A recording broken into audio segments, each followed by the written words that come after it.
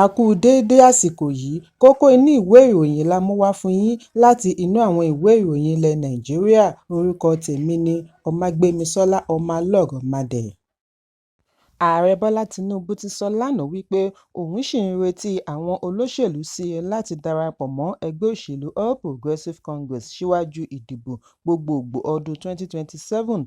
Ààrẹ tí ó ní inú òun dùn sí àṣeyọrí ẹgbẹ́ òṣèlú àti ìṣèjọba rẹ̀ ní kò sí ìdí fún ènìyàn láti jókòó sínú ọkọ̀ ojú omi tó ń rì láìsí aṣọ ìdáàbòbò ẹ̀mí life jacket.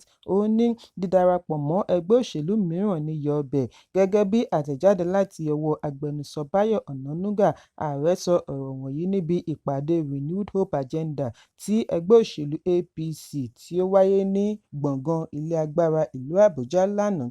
Níbẹ̀ ni Tinubu ti bá àwọn adarí ẹgbẹ́, ìgbìmọ̀ òṣìṣẹ́, adarí ẹgbẹ́ ilé ìgbìmọ̀ ìjọba àpapọ̀ àti ẹgbẹ́ àwọn gómìnà níbi tí a ti rí gómìnà 24 sọ̀rọ̀.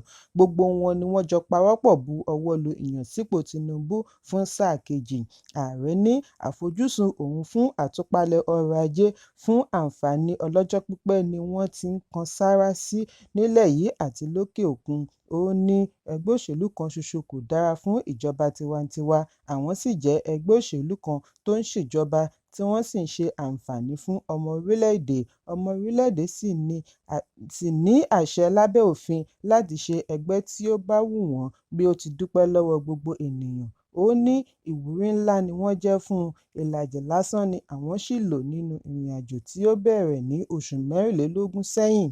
Ààrẹ dúpẹ́ lọ́wọ́ ìgbìmọ̀ òṣìṣẹ́ ìjọba àpapọ̀ fún ìgboyà àti àtìlẹ́yìn wọn láti gùn lé iṣẹ́ tí yóò fún orílẹ̀-èdè, adarí ẹgbẹ́ àti ilé ìgbìmọ̀ ní ọjọ́ ọ̀la rere. Ààrẹ gbà wípé lótìítọ́ ni àtúpalẹ̀ ọrọ̀ ajé jẹ́ ìgbésẹ̀ tí ó ní agbára, ṣùgbọ́n fi dá ọmọ Nàìjíríà lójú wípé ó ṣe pàtàkì. Nípasẹ̀ èyí ni wọ́n fi gbógun ti ìwà ìbàjẹ́, àlékún ètò ààbò àti mímú ará ìlú kúrò nínú ìṣẹ́. Àbí báwo ni orílẹ̀-èdè ṣe fẹ́ tètè gòkè àgbà bí a bá fi ààyè gba kí pàṣípààrọ̀ owó máa tẹ̀síwájú nínú ipò tí ó wà? Èyí gan-an ni baba ńlá ìwà ìbàjẹ́. Kí wọ́n wo bí àjọ EFCC ṣe rí ojúlé tí ó lé ní 750 gbà lọ́wọ́ ẹnìkan ṣoṣo. Ṣùgbọ́n nípasẹ̀ àtúpalẹ̀ òfin, àwọn olùdásílẹ̀ ilé-iṣẹ́ tí ń wá láti ilẹ̀ òkèèrè láti wá ṣe ìdásílẹ̀ iṣẹ́ àti ohun èlò fún àǹfààní ará ìlú. Ìròyìn jábọ̀ wípé APC ṣe àgbékalẹ̀ ìpàdé yìí láti fi ṣe àgbéyẹ̀wò ìṣèjọba fún ọdún méjì, bí wọ́n ṣe ṣiṣẹ́ sí káàkiri àwọn ẹ̀ka tí ó ṣe gbòógì. Lára rẹ̀ ni ètò ìlera, ohun amáyédẹrùn àti ààbò. Ẹ̀kúnrẹ́rẹ́ ìròyìn wà nínú ìwé ìròyìn Punch tó jáde lónìí. Ìbẹ̀rùbojo bẹ́ sílẹ̀ ní ìlú Ìsẹ̀lẹ̀ Ukwù, ìjọba ìbílẹ̀ Aniocha, ìpínlẹ̀ Delta bí àwọn aráàlú ṣe ti tìbílẹ̀ bọ́ tí wọ́n bẹ̀rẹ̀ sí rọ̀jò èpè lé àwọn ajínigbé àti oníwà ọ̀daràn mìíràn tí wọ́n ń da ìlú àti agbègbè wọn láàmú lórí. Ọ̀pọ̀lọpọ̀ ìṣẹ̀lẹ̀ ajínigbé àti ìṣekúpani ó ti wáyé ní Ìsẹ̀lẹ̀ Ukwù àti agbègbè rẹ̀ láàrin oṣù 4 àkọ́kọ́ ọdún yìí.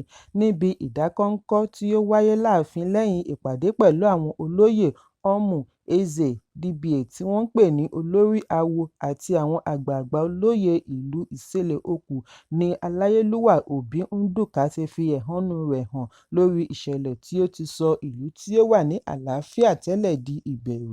Ó ní ìgbésẹ̀ tí ó pè ní Nne Obi yìí ṣe pàtàkì tí ó tún jẹ́ èyí tí agbára wọn pín sí last resort láti fi ṣe ìrànlọ́wọ́ fún ìlú, bá wọn lé ibi jìnnà réré kúrò ní ilẹ̀ wọn. Èyí jẹ́ bí ìyàsímímọ́ ti ẹ̀mí spiritual cleansing fún ilẹ̀ wọn tí àwọn baba ńlá wọn ti ń lò látayébáyé láti fi lé ibi jìnnà bí ó bá ti di èyí tí agbára kò ká. Òbí ní gbogbo ìlú ló mọ̀ wípé ìlú wọn jẹ́ ìlú tí ó fi ààyè gba tonílé-tẹlẹ́mù. Àwọn kò rí irú eléyìí rí níbi tí àwọn adigunjalè ti ń ṣe ìkọlù ní gbogbo ìgbà. Àwọn kì í sì sábà lo ìgbésẹ̀ yìí àyàfi bí ó bá ti dórí góńgó. Ṣùgbọ́n ní báyìí iná ti jó dórí góńgó. Àwọn ti ń ní àjọṣepọ̀ pẹ̀lú ìjọba àti agbófinró láti wá ojútùú sí ìṣòro tí ó ń dojúkọ wọ́n. Àwọn kò lè lajú sílẹ̀ kí tàlùbọ̀ kó wọ̀ pátápátá. Ohun tí ojú ẹni lọ́wọ́ nínú ibi bá rí kí ó fi ara mọ́.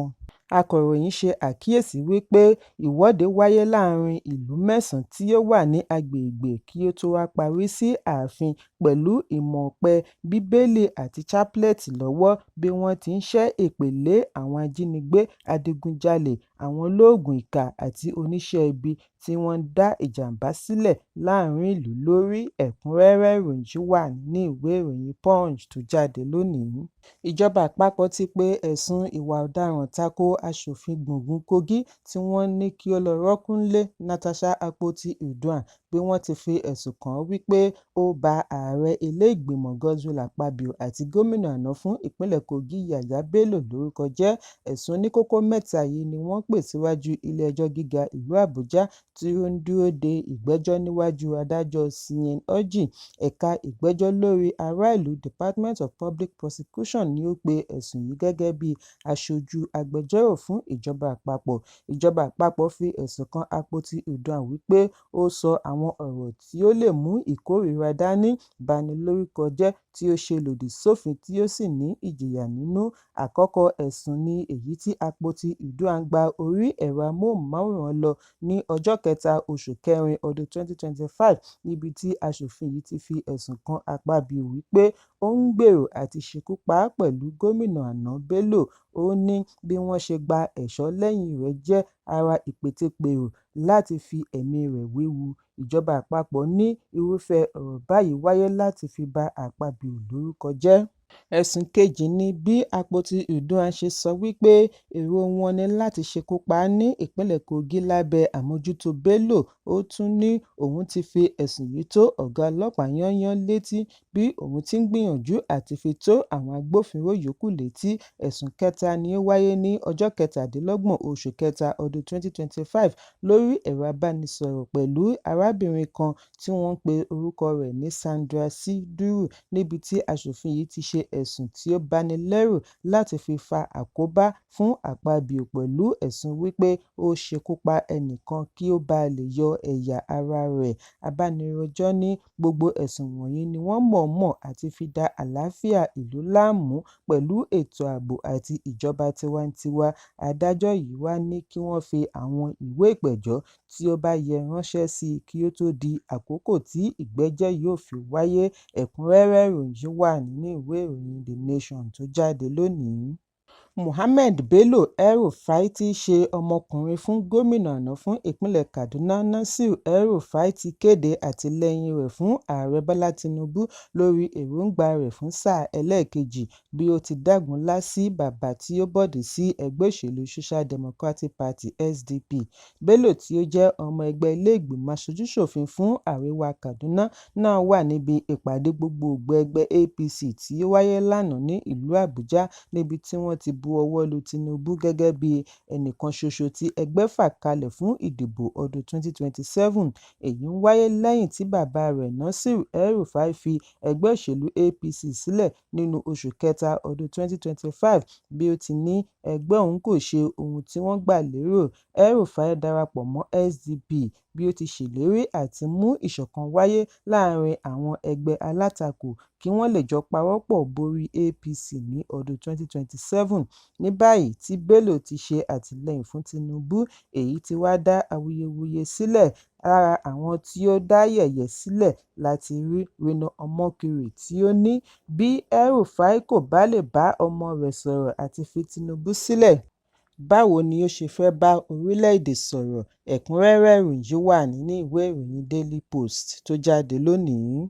Ìràwọ̀ olórin David Adeleke tí gbogbo ènìyàn mọ̀ sí Davido àti aláfẹ́ Pascal Okechukwu tí gbogbo ènìyàn mọ̀ sí Cubana Chief Priest ti ṣe àbẹ̀wò sí ààrẹ ilé-ìgbìmọ̀ Godswill Akpabio ní ìlú Àbújá.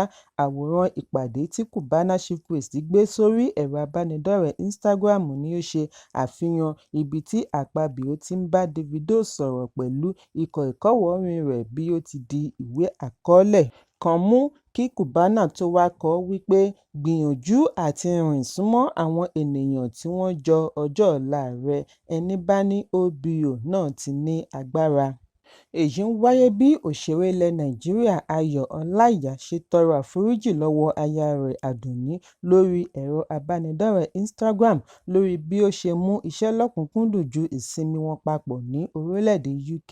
ọláíyà ṣe àfihàn àwòrán wọn papọ̀ bí ó ti ní òun ní movie premiere sí ìgbà kan náà tí ó yẹ kí àwọn jọ lo ìsinmi papọ̀, bí ó ti gbà wípé òun mú iṣẹ́ ní pàtàkì ju ìsinmi wọn lọ. Ó tẹnumọ́ pàtàkì láti gba àṣìṣe, àìlètọrọ àforíjì ṣe àfihàn irúfẹ́ ìwà tí ènìyàn ní. Àti tọrọ àforíjì á máa ṣòro fún ẹlòmíràn, ṣùgbọ́n òun gẹ́gẹ́ bí ẹnìkan, òun kò ní ṣe àwáwí lórí àṣìṣe. Kàkà bẹ́ẹ̀ ni ó fi lo àsìkò yìí tọrọ àforíjì lọ́wọ́ arẹwà aya rẹ̀ fún bí ó ti mú iṣẹ́ lọ́kùn-ún-kúndùn ju ìgbádùn tí ó yẹ kí wọ́n jọ ní papọ̀ lọ nígbà tí ó wá ṣe àbẹ̀wò sí i ní UK. Ó ní, "Àdùnní mi, dákun dáríjì mí, iṣẹ́ ajé ló sọmọ nù bí òkò, ìsinmi padà di movie premiere." Ẹ̀kúnrẹ́rẹ́ ìròyìn yìí wà nínú ìwé ìròyìn The Nation tó jáde lónìí. Kókó inú ìwé ìròyìn tòní kò ní jù báyìí lọ. Ẹ pàdé mi ní ìrọ̀lẹ́ fún àkọ́tún ìròyìn. Kí a tó lọ, ẹ má ṣaláì fi àkíyèsí yín ránṣẹ́ kí ẹ sì bá wa subscribe sójú náà wa lórí YouTube kí kókó inú ìwé ìròyìn lè máa tẹ̀ yín lọ́wọ́ ní kíákíá.